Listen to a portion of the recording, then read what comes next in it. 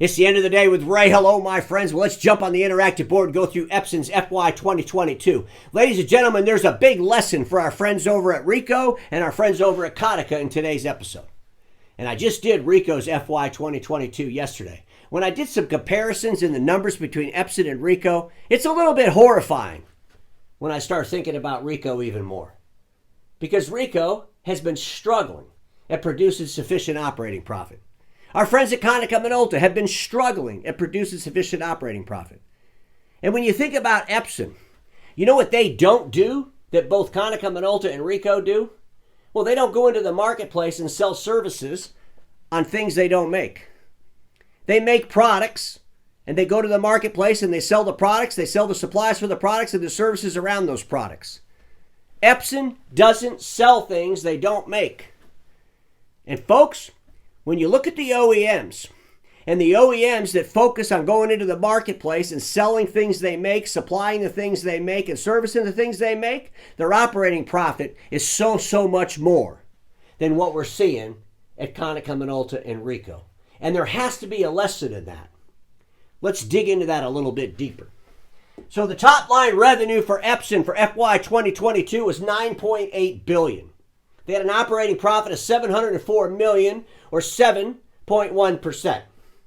Think about yesterday's episode regarding Ricoh.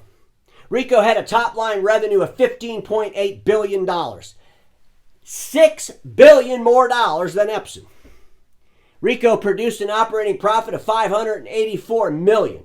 $120 million less in operating profit than Epson. They did $6 billion more dollars than Epson in revenue, and they produced $120 million less in operating profit than Epson. Don't you think there's something there? Don't you think if Ricoh focused on selling stuff they made, servicing the stuff they made, and supplying the stuff they made, they would do better? You would have to agree that OEMs that run around and try to sell services on things they don't make, it doesn't work out. They don't have the disciplines. They don't have the skill sets. There's got to be something going on. Because both Konica Minolta and Ricoh are struggling terribly at producing sufficient operating profit. Let's dig a little bit deeper. So we know what Epson makes, right? They make all these inkjet machines and print equipment. They got the projector business, manufacturing the wearables. But I want to dig into the print business and do a comparison of the print business to what we just saw yesterday regarding Ricoh. The top line revenue for the print business for Epson was $6.7 billion. In that top line revenue, the operating profit was $661 million, or 9.9%. 10% operating profit. Remember yesterday's episode regarding Ricoh? Ricoh did $12.2 billion in the Ricoh digital services. Okay? Office print was $6.5 billion. Office services was $5 billion. Of that $12.2 billion number between office services and office print, Ricoh produced $209.2 million in operating profit. Literally double the revenue as our friends over here at Epson, who did $6.7 billion in revenue, came out with a 10% operating profit, $661 million. Ricoh comes out with $209.2 million operating profit against $12.2 billion. You would have to believe that this office services $5 billion business is sucking the life out of the company. It's sucking all the profit out of the print business for Ricoh. It's got to be. How in the world does Epson do $6.7 billion in the print business and produce a 10% operating profit? Look at the categories of the print business at Epson. Home and office printing, $4.8 billion top line revenue for the year, operating profit $404.1 million. Folks, 8.4%. Look at this, commercial and industrial printing, $1.8 billion in top line revenue, $256.1 million in operating profit. That's 13.9%. How is it possible? Is Epson just that much better run? Folks, here's what I'm telling you. These OEMs that are running around getting in this services business and trying to provide services on things they don't make, it is killing them profitably. And this kind of proves it, doesn't it? Because Epson is consistent at operating profit. Let's look at their other categories.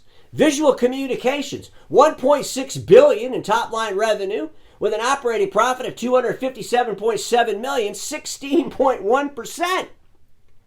Look at their manufacturing-related wearables business, $1.6 billion top-line revenue, operating profit of $209.5 million, 13.1%. Every single category Epson has really good operating profit. Why is that?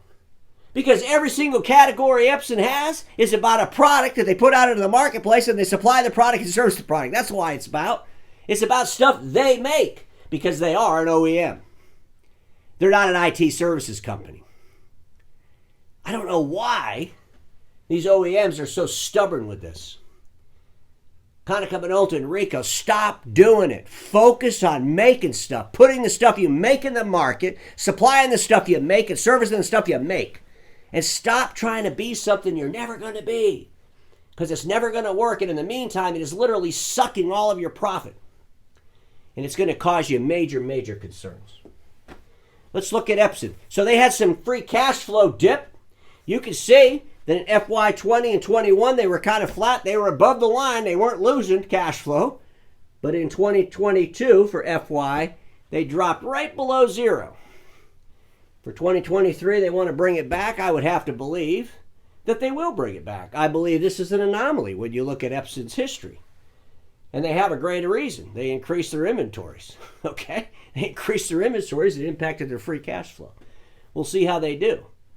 But ladies and gentlemen, I mean, there's got to be a reason that Epson can produce the kind of operating profit they produce. And I conclude that that reason is they focus on selling stuff they make. Did I say that enough? Because I really want that to get home with our friends at Ricoh and Konica. Epson made some adjustments in human capital.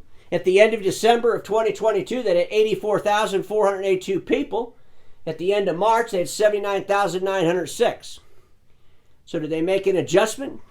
Did they see that free cash flow dipping? Made an adjustment. They have some discipline. You know, I also looked at the split of the revenue. America has about 33.1% of the revenue. And this was for the quarter four. That number carries forward for the whole year. Europe, 23.2%. Asia and Oceania, 26.5%. So 82% of the revenue is coming outside of Japan. So at the end of the day, they got a lot of revenue coming outside of Japan. They do have a lot of revenue that they collect in the China market. And with geopolitics the way it is, that could cause them some pressures. But ladies and gentlemen, we are going to have pressures from geopolitics. And it's going to take the ability to produce operating profit. It's going to take the ability to be disciplined with your cash to make sure that you can get through any of the problems we're going to have. Because we're going to have them.